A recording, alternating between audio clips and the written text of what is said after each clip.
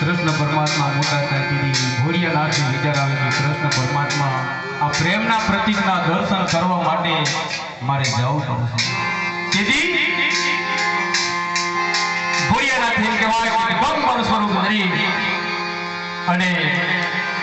મા યશોદાના પ્રાંગણની માલિકા આવીને ઊભા થઈ ગયા. ત્યારે આ જોગીનું સ્વરૂપ દિગંબર સ્વરૂપ જોઈ મા યશોદા કહે છે કે હે જોગી, તમે અહીંયાથી વયા જાઓ, કારણ કે મારો વાર નાનો છે અને ડરી જશે.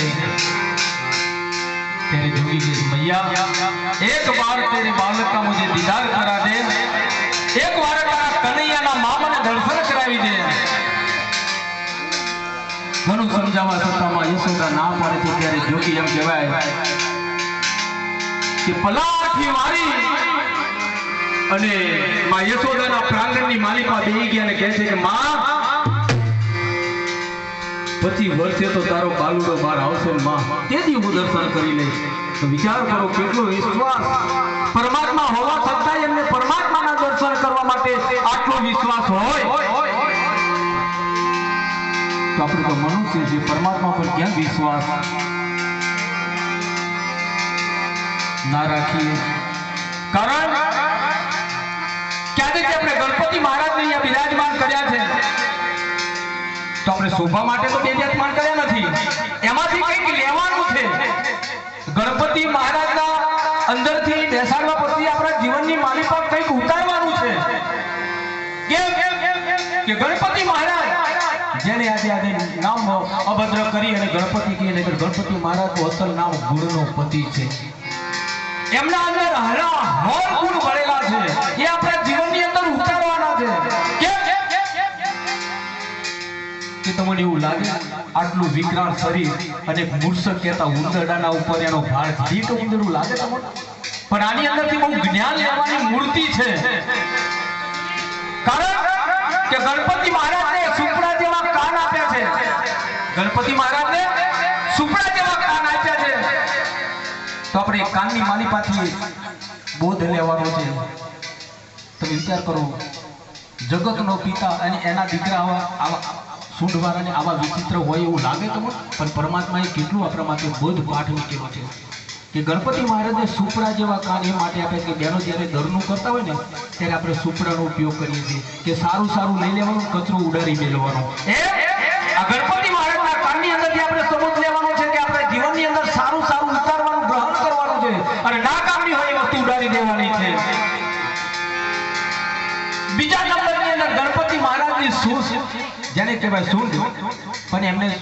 સૂઝ કહેવાય, સોચ. તો ગણપતિ મહારાજે સૂંઢ કેમ લાંબી આપી છે? તો જીવનમાં એમાંથી પણ આપણે ઉતારવાનું છે કે હંમેશા આપણા વિચારો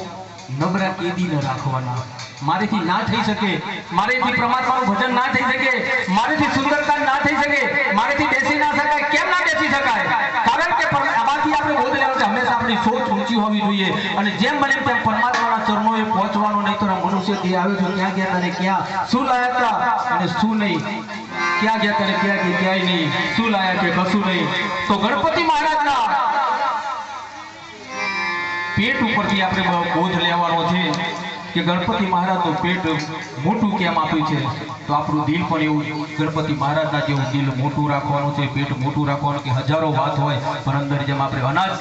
હજમ કરી જતા હોય આપણે પચાવી દેતા હોય તો કોઈ પણ નાની મોટી એવી આપણા અંદર તાવીમ પડી હોય તો એને પચાવવાનો આપણા અંદર એના અંદરથી બોધ લેવાનો છે એમાં ગણપતિ મહારાજ સર્વગુણ સંપન્ન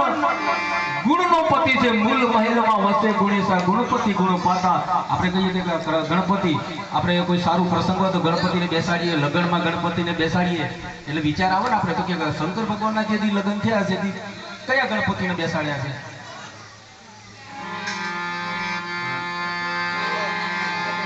તો એમને કે મૂળ મહેલમાં વસે ગુણેશા ગુણપતિ ગુણ પાતા અને ભાઈ જો અમે સમય એવું શું છે બેઠા પછી ટીનાભાઈ થોડીક સમય લેવો પડે આપણે ઉતાવળ કરીએ તો ના પાડે ખાલી ગાવા માટે નથી આવ્યા કંઈક આપણને સમજવા મળે અને આપણા અહોભાગ્ય કે દાદાના ચરણોમાં બેસીને આપણે બે શબ્દ આપણી વાણી પવિત્ર કરવાનો મોકો મળે છે બાકી આમ તો ઉતાવળને મોડું કરશો જતા રહેશો ક્યાંય અટવાઈ જવાના છીએ क्या भरोसा इस जिंदगी का साथ देती नहीं किसी का साथ देती नहीं किसी का सांस रुक जाएगी चलते चलते दम निकल जाएगा आदमी का कल कर सो आज कर सो अब की चुंगी तो करेगा कब જ્યારે ઘરેથી પરમાત્માના ભજનમાં નીકળ્યા હોય ને ત્યારે ઘરનું બધું મૂકી દેવાનું જેમ પેલો સાપ કાંઠડી ઉતારી દે ને એમ ઉતારી દેવાનું ભાઈ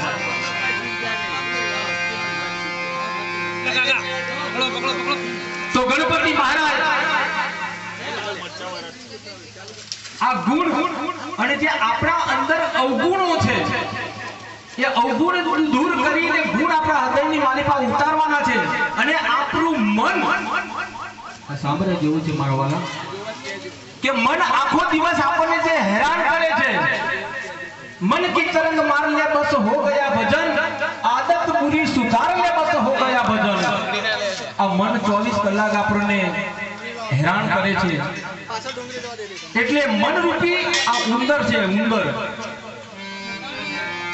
આ મન રૂપી ઉંદરના ઉપર ગુણ રૂપી ગણપતિની સ્થાપના કરવામાં આવે કારણ કે ઉંદરનું કામ શું કામનું હોય એ કાપ્યા કરે ના કામનું હોય એ પણ કાપ્યા કરે એટલે આ મન ઉંદર જેવું છે એટલે આ ઉંદર રૂપી મનને ગુણ રૂપી ગણપતિની આપણા હૃદયની માલિકા સ્થાપના કરો તો આપણો આયેલો ફેરો સફળ થાય મારી વાણી બહુ આગળ ના લેતા કારણ આ તો શું કે બધાને હજમ ના થાય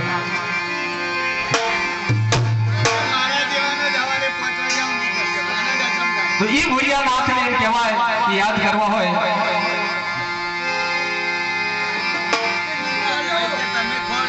અને આ જોગી એમ કહેવાય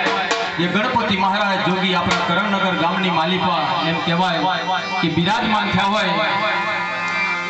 અને ભોળિયાનાથને યાદ કરવા હોય ત્યારે